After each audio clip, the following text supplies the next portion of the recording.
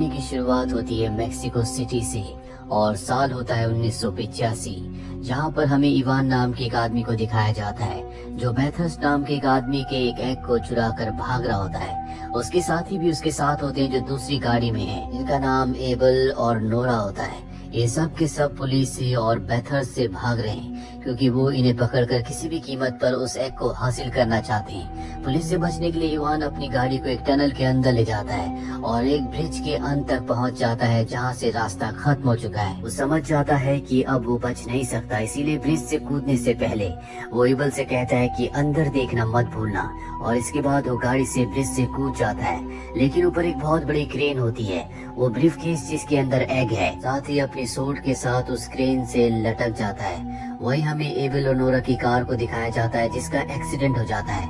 हालांकि वो दोनों बच जाते हैं, लेकिन तभी वहाँ पर बाथरस्ट आ जाता है जो उन दोनों को मार देता है। इवान ऊपर से सब कुछ देख रहा होता है लेकिन वो उनकी मदद नहीं कर पाता। और अब न्यूयॉर्क सिटी को दिखाया जाता है और इस साल होता है सन 2020 का। हम एक आदमी को दिखाया जाता है जो बुरे सपनों से जाग जाता है, और ये और कोई नहीं बल्कि इवान है। ये उसका दूसरा जन्म है, यानी कि उसका पुनर्जन्म हो चुका है। हालांकि वो अपने पिछले जन्म की सारी यादों को याद नहीं कर पाता, लेकिन फिर भी बार बार उसे विजन्स आते हैं। इस कहानी में हमें ऐसे लोगों को दिखाया गया है जो अपने पिछले कई जन्मों की यादों को याद रखते हैं, जिनमें इवान भी एक है।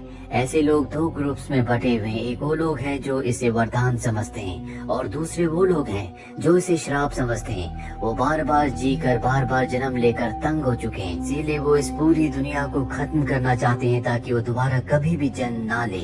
और उन्हीं में बाथरस भी एक होता है जो उनका लीडर होता है, जो इस दुनिया को खत्म करना चाहता है। इसके एग को लेकर पिछले जन्म में इवान भाग रहा था। इवान इस जन्म में बहुत ज्यादा परेशान रहता है क्योंकि उसे अजीब अजीब से विजन्स आते हैं जिसके बारे में उसे नहीं पता कि ये उसके पिछले जन्म की यादें हैं। वो एक इंटरव्यू के लिए जाता है जहाँ पर उसे रिजेक्ट कर दिया जाता है क्योंकि उसे मेंटल इलनेस की बीमारी रह चुकी है। इवान को पैसों की जरूरत होती है, इसीलिए वो एक बहुत ही शानदार तलवार बनाता है। ऐसी नायाब तलवार हर कोई नहीं बना सकता।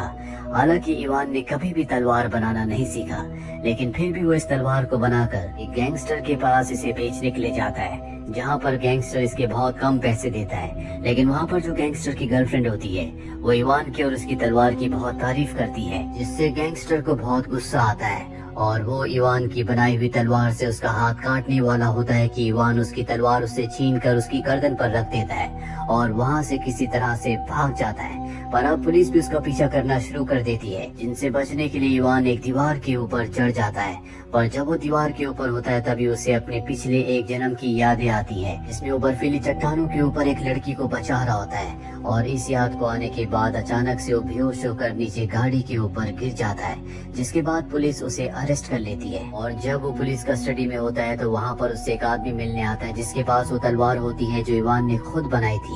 वो इवान को उसके बचपन की बातें बताता है कि किस तरह से बचपन से उसे अजीब अजीब से विजन्स आते हैं, जिन्हें रोकने के लिए वो कई अलग अलग तरह की दिमाग की गोलियां खाता है। लेकिन अब वो इवान को कहता है कि तुम्हें अपने पिछले जन्म को याद करना होगा क्योंकि वो तुम्हारे पिछले जन्म की यादें थी, और ये आदमी और कोई नहीं बल्कि बैथरस्ट होता है। इसका पिछले जन्म में इवान ने एग चुराया था और ये बैथरस्ट का दूसरा जन्म है, जिस तरह से इवान का दूसरा जन्म है। और अब वो उसे उसका पिछला जन्म याद दिलाना चाहता है ताकि उसे उसका एग वापस मिल सके। लेकिन इससे पहले कि वो उसे सब कुछ याद दिलाता, एक गाड़ी जेल की दीवार तोड़कर अंदर आ जाती है जिसमें एक लड़की होती है और इवान को बैथरस से बचाकर यहाँ से निकाल कर ले जाती है। ये लड़की इवान की पिछले जन्म की साथी नोरा होती है, जिसका कार एक्सीडेंट हो गया था और उसके बाद बैथरस ने नोरा को और उसके साथी एबल दोनों को मार दिया था। इस जन्म में उसका रूप कुछ और होता है, लेकिन उसे अपने पिछले जन्म की सारी यादें याद हैं। इसीलिए इवान को यहाँ से निकाल कर एक दूसरी जगह ले जाती है जहाँ पर वो सब लोग रहते हैं जिन्हें अपनी पिछले जन्म की यादें पूरी तरह से याद है। इस जगह को हब कहा जाता है। यहाँ पर सभी लोग ट्रेनिंग कर रहे होते हैं। जब इवान को सब देखते हैं तो सब उसके सामने झुक जाते हैं क्योंकि वो बहुत बड़ा योद्धा है। उसने इंसानियत को बचाने के लिए बहुत बड़े काम किए होते हैं। अब यहाँ पर रिसर्च और टेक्नोलॉजी की हेड आती है और वो इवान को अपने साथ ले जाती है और उसे बताती है कि इस दुनिया में लगभग ऐसे 500 लोग हैं जो अपनी पिछली हर एक जिंदगी को याद रखते हैं। उनमें से बैथरस्ट भी एक है, लेकिन वो हजारों सालों से बार बार जन्म लेकर बोर हो चुका है, इसीलिए उसे ये श्राप लगता है और अब वो पूरी दुनिया को खत्म कर देना चाहता है ताकि जीवन मरण के चक्कर से उसे हमेशा से मुक्ति मिल सके। इसीलिए उसने अपने पिछले जन्म में लैब में एक वायरस बनाया था। ये वायरस इतना खतरनाक था जिससे इस दुनिया की हर वो चीज जो सांस लेती है वो अपने आप ही खत्म हो जाती। पर इससे पहले कि वो वायरस को इस दुनिया में फैला था, तुमने सन 1985 में यानी कि अपने पिछले जन्म में उस वायरस को उससे चुरा लिया था। पर इसके बाद तुम्हारी मृत्यु हो गई। वो वायरस इस वक्त कहाँ है हमें नहीं पता, ये बात सिर्फ तुम ही जानते हो।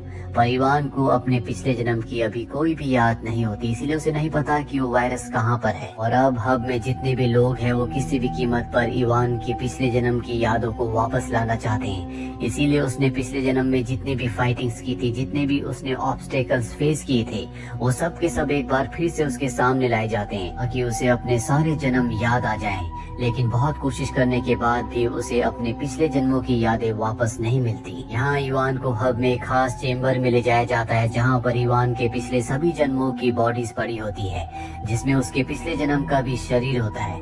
साथ ही इवान को यहाँ पर एक आदमी एक खास तरह की गन दिखाता है और बताता है कि बेथरस्ट के पास एक गन है। इस गन से वो हमारे बीच के लोगों की आत्माओं को कैद कर लेता है ताकि वो दोबारा जन्म ना ले।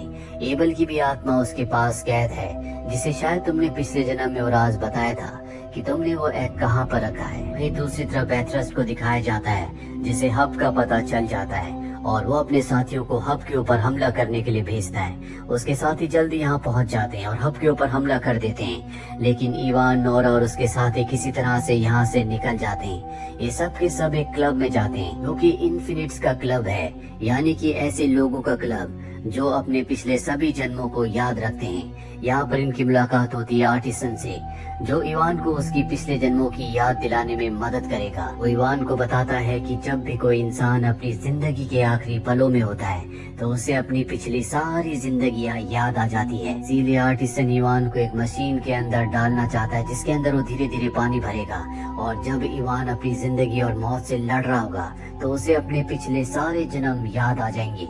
हालांकि इवान ऐसा नहीं करना चाहता, पर नोरा कहती है कि हमारे पास इसके अलावा कोई भी रास्ता नहीं है, जिसके बाद इवान मान जाता है। उसे मशीन के अंदर डालकर पानी भरा जाता है। बहुत देर तक भी उसे कुछ भी याद नहीं आता और एक पल ऐसा आता है जब उसके दिल की धड़कन लगभग बंद हो जाती है। इवान को मशीन से निकाला जाता है और उसके हार्ट रेट को वापस लाने के लिए सब कोशिश कर रहे होते हैं, और ठीक उसी वक्त इवान को अपने पिछले सभी जन्म याद आ जाते हैं जो उसने हजारों साल तक जिए थे। उसे याद आता है कि कैसे वो हजारों साल पहले एक बहुत बड़ा योद्धा था। उसके पास उसकी खास तलवार थी और ये वही तलवार थी जो उसने इस जन्म में बनाई थी। इवान को अब होश आ जाता है, उसे अपना पिछला पूरा जन्म याद आ चुका है। वो कहता है कि मैंने एबल से कहा था कि मेरे अंदर देखना मत भूलना, यानी कि मैंने पिछले जन्म में उस एग को जो कि बेथरस ने बनाया था उसे अपने पेट के अंदर डाल दिया था। मेरे पिछले जन्म की बॉडी इस वक्त हब में है और उसी बॉडी के पेट के अंदर वो एग है। और इन्हें नहीं पता कि बेथरस ने यहाँ पर हर जगह कैमरास लगा रखे हैं। वो अपनी टैबलेट में सब कुछ देख और सुन रहा होता है। उसे पता चल जाता है कि हब में इवान की पिछले जन्म की बॉडी के अंदर वो एग है जिसके अंदर वायरस है, जिससे वो इस पूरी दुनिया को खत्म कर सकता है। वो अपने साथियों को हब में इवान की बॉडी को लाने के लिए भेजता है और खुद वो इस क्लब में आ जाता है जहाँ पर वो इवान और सभी लोगों पर हमला कर देता है। इसमें इवान का एक साथी भी मर जाता है, पर किसी तरह से इवान और नोरा यहाँ से निकल जाते हैं। इवान बहुत ज्यादा जख्मी है, इसीलिए नोरा उसे आर्टिसन के पास छोड़कर खुद हब के लिए निकल जाती है ताकि वो वहाँ पर जाकर बेथरस्ट और उसके लोगों को रोक सके। पर अब बेथरस्ट के पास इवान के पिछले जन्म की बॉडी है। इस बॉडी के पेट के अंदर से वो वायरस वाले एग को निकाल लेता है। इस एग को ब्लास्ट करने के लिए उसके पास एक अत्याधुनिक मशीन होती है। इसी से वो इस एग को ब्लास्ट करके पूरी दुनिया में वायरस फैलाएगा। पर अब यहाँ पर नोरा भी पहुंच जाती है। वो उसकी लैब के ऊपर हमला कर देती है। वहीं हमें इवान को दिखाया जाता है जिसे होश आ जाता है। इसके बाद वो आर्टिसन के साथ मिलकर नोरा की मदद करने के लिए वहाँ से निकल पड़ता है। वहीं नोरा के ऊपर ड्रोन से हमला किया जाता है, लेकिन तब तक वहाँ पर इवान और आर्टिसन पहुँच जाते हैं जो नोरा को बचा लेते हैं। इसके बाद नोरा लैब के उस हिस्से में जाती है जहाँ पर बेथरस ने उन सभी लोगों की आत्मा को उस खास गन से कैद किया हुआ है जो अपने पिछले जन्मों को जानते हैं। वो इन सब आत्माओं को यहाँ से आजाद करवाना चाहती है, इसीलिए उसने यहाँ पर बॉम्ब लगा दिए होते हैं। वही वही इवान को दिखाया जाता है, जिसे पता चल जाता है कि बेथेस्दा अब प्लेन से यहाँ से उड़ चुका है, लेकिन वो अपनी बाइक से एक पहाड़ी की चोटी से उसके प्लेन के ऊपर कूद जाता है, जिसके बाद वो उस जगह पहुंच जाता है जहाँ पर बेथेस्दा है। उसके पास वो बॉम्ब भी होता है। इवान और बेथेस्दा के बीच में एक भयानक फाइट होती है और इसी फाइट के दौरान वो बम जिसके अंदर वो एग है जिससे वायरस फैलाया जाएगा, वो प्लेन से नीचे गिर जाता है, लेकिन अब तक वो बॉम्ब एक्टिवेट हो चुका होता है। इवान उसे रोकने के लिए अपनी तलवार लेकर प्लेन से नीचे कूद जाता है। जल्दी वो बॉम्ब को पकड़ लेता है, लेकिन अब बेथेस्दा भी यहाँ पहुंच चुका होता है। उसके पास उसकी खास गन होती है जिससे वो किसी की भी आत्मा को हमेशा के लिए कैद कर सकता है। पर इवान किसी तरह से अपनी तलवार से बॉम्ब को डीएक्टिवेट कर देता है। साथ ही वो बेथेस्दा की गन को हासिल करके उसी की गन से उसी को मार देता है, जिससे उसकी आत्मा हमेशा के लिए कैद हो जाती है। साथ ही इवान ऊंचाई से नीचे समंदर में गिर जाता है, जिससे उसकी मृत्यु हो जाती है। वही नोरा को दिखाया जाता है जो बॉम्ब ब्लास्ट करके सभी की आत्माओं को आजाद कर देती है, लेकिन उसकी भी मृत्यु हो जाती है। और अब कई साल बीत जाते हैं, जहाँ पर हमें एक लड़का और एक लड़की को दिखाया जाता है। ये लड़की और कोई नहीं बल्कि नोरा है, और इसके साथ जो लड़का है ये एबिल है, जिससे वो प्यार करती है, जिसकी आत्मा को पिछले जन्म में उसने मुक्त करवाया था। साथ ही हमें यहाँ पर इंडोनेशिया में एक और लड़के को दिखाया जाता है जो बहुत अच्छी तलवारबाजी कर रहा होता है, और ये इवान का ही अगला जन्म होता है। तभी यहाँ पर एक बूढ़ा आदमी आता है जो इवान को तलवार देता है, जो कि उसी के पिछले जन्म की तलवार थी। और ये आदमी आर्टिसन है। वो इवान के पिता से कहता है कि जब भी ये अपने पिछले जन्म के बारे में कुछ पूछे तो इसे मेरा कार्ड दे देना। साथ ही वो इवान की तरफ एक एप्पल फेंकता है, जिसे इवान पकड़ लेता है। इवान उसके जाने से पहले उसे कहता है कि हम फिर मिलेंगे।